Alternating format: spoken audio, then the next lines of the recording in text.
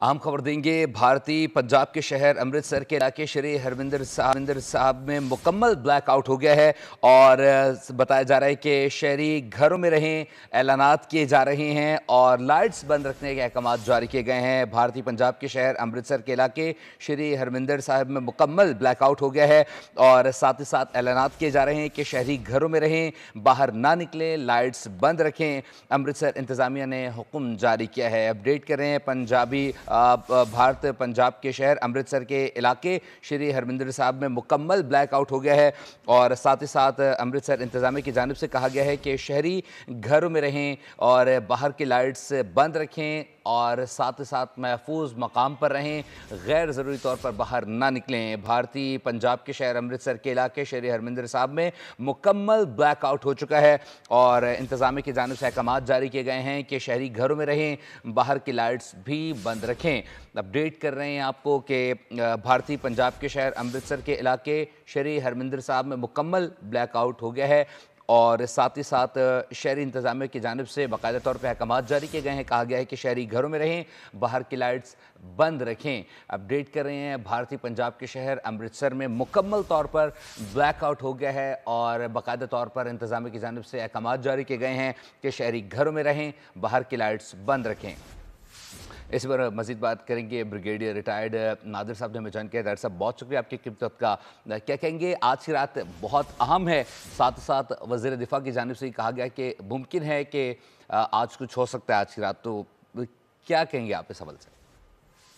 कल रात तो इंडिया की रात थी और वो इंडिया की रात में पाकिस्तान ने उनकी रात काफ़ी ख़राब कर दी, यानी कि उनकी एयरफोर्स जब आई तो पाकिस्तान ने जवाब दफा में उनके 5 जहाज भी गिरा दिए, ड्रोन भी गिरा दिया। और आज की रात अगर पाकिस्तान ने मुनासिब समझा तो अपना जवाब भी कार्रवाई कर सकता है, लेकिन ये पाकिस्तान का फैसला है कि कब पाकिस्तान करता है। ज़रूरी नहीं है कि आज करे, आज भी कर सकता है, कल भी कर सकता है। जैसे उन्होंने फैसला किया, जो फैसला करने वाला है इन दिस केस पाकिस्तान, मतलब अभी हमारी टर्न है, तो इसका टाइमिंग, प्लेस, इवेंट्स, टारगेट्स, क्या करना है, कैसे करना है, कितना करना है, ये सारे जो फैसले हैं, ये जाहिर है हमारी मिलिट्री जो फोर्सेस हैं उन्होंने सोच विचार की सारा कुछ प्लान करके ये करना है। क्योंकि आपने देख लिया जो इंडिया ने किया, उसके मुताबिक उसकी मुनासबत से ये टिट फॉर टैट भी हो सकता है। यानी कि टिट फॉर टैट का मतलब है कि जिस तरह उन्होंने 6-8 जगहों पे किया तो आप भी तकरीबन उससे मिलता जुलता कर दें। ये उससे ज्यादा भी हो सकता है, प्लस भी हो सकता है ना, क्विड प्रो को प्लस कहते हैं। यानी कि अगर उन्हें 6 जगह पे हमले किए, मिसाइल मारे, तो आप 8 पे मार दें। ब्रिगेडियर मीर, मैं आपसे यही एग्जैक्टली पूछना चाह रहा था कि व्हेन हम ये कहते हैं, जब पाकिस्तान ये कहता है कि हम अपनी चॉइस के हिसाब से will set lock and shoot the target, what does it mean? Because आप कह रहे हैं या तो टिट फॉर टैट हो सकता है या फिर जैसे अब तक हमने देखा है पिछले 24 से 26 घंटों में भारत ने गैर जिम्मेदाराना तरीके से निहत्ते मासूम लोगों को निशाना बनाया, वेयरएज पाकिस्तान ने यूनाइटेड नेशंस के चार्टर 51 के हिसाब से आर्मी इंस्टॉलेशंस को निशाना बनाया। सो व्हेन पाकिस्तान सेज कि हम अपनी मर्जी के हिसाब से करेंगे, वो रिएक्शन कैसे कैलकुलेटेड होता है और किस हिसाब से होगा, इस पर मैं चाहूंगा आपकी राय। पहली बात तो ये, जैसे आपने कहा है, पहली बात तो ये है कि भारत ने पाकिस्तान के शहरियों पे हमला किया, मस्जिदों पे, बच्चों पे, औरतों पे हमला किया, उनको शहीद किया, जख्मी किया।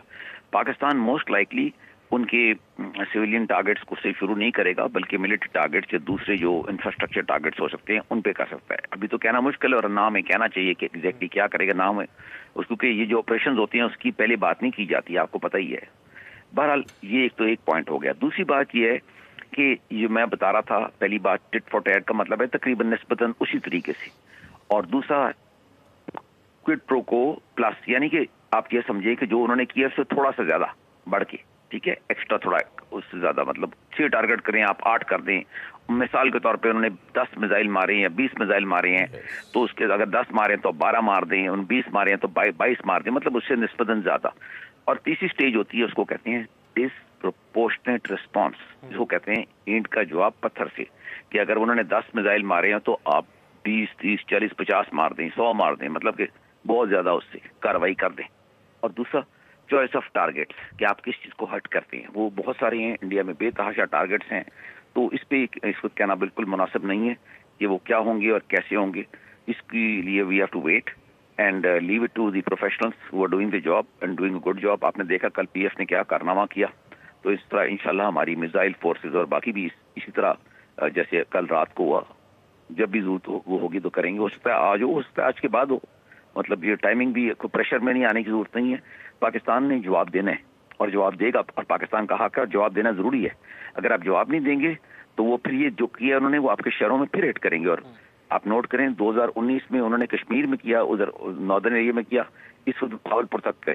اگر آپ کچھ نہیں کریں گے تو سارے پاکستان کو ہٹ کریں گے, تو وہ سٹیج آئے گی نہیں, اور اس سے پہلے ہم ان کو پورا جواب دیں گے.